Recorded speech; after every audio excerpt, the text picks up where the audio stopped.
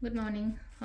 Ngasi card message ngasi ko ngasi card message se koi gi rashi gi accordingly the mind ngasi ko khoi ahan ba rashi ko khoi ahan ba rashi se koi gi mesh rashi ko mesh rashi gi silai se celebrations oina lai ko celebrations means thabak tawru ba da engon da mai pa agadi celebrate tawre na ko silai se tawru ba thabak da engon da phaba khot ba da mai na ni ko brish rashi ko brish rashi gi ne se wakan ngai na layo ke na mo na amuk ka he na phaga ni ko engon da hai tar ko wakan ngai ba ke ba hai tar ko sisina engon da luxuries attract tawdo do amuk ka he na aduduna haidi sida lai se ko khatang aina dum hai se ko negativity gumba kai gumba yari nge avoid tawo phajana lai ko Mithun Rashi gi se lai se meditate kumba taw ko haidi yum de ma pan thong ning de kaina haira gi thok no dum yum da dum lai yo ngasi se ko next ki se na akhoi gi karkar rashi gi se mating gumba la kani ko especially nupi gumba ta ge mai taroga aingon da help gumba kai gumba mai taroga la ko next ki se na akhoi gi kaino ko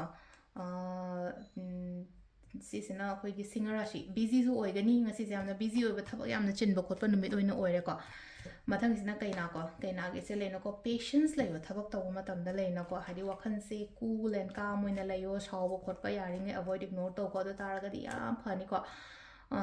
tula gi se sida lei se tula su oire share phla su paire aduduna everything loina balance to bo khopa landaba mingonda kai daba adu taraga di yam phagani ko Brichik Rashi gi ai na pan gumba kai gumba leraga so ko ai na thabak taw matam da yamna fully focus and discipline leraga taw bani na aingonda dama ma phagani ko aduga next is na dhanu gi se leino khana ba chaina ba khotpa yari ngai avoid ignore taw ko hadi aduga ngasai khana ba chaina ba khatang na te kaino ma taw ge exam thage khot ke hadi ai ngam da ya de haina khalaga dumai tar taw bi ko sisina koi gi kaino ge le ko dhanu gi le ko makar gi se paw nungai ba gumba kai gumba khran la awai na pi ri ko paw nungai ba ara pa dagi kai dagi aduga aina khanba aina ningba khopa leraga so phai ko sina akhoi gi makar gi ko kumba gi shu sidlai se yetpa pan ba khotpa kemta lei roi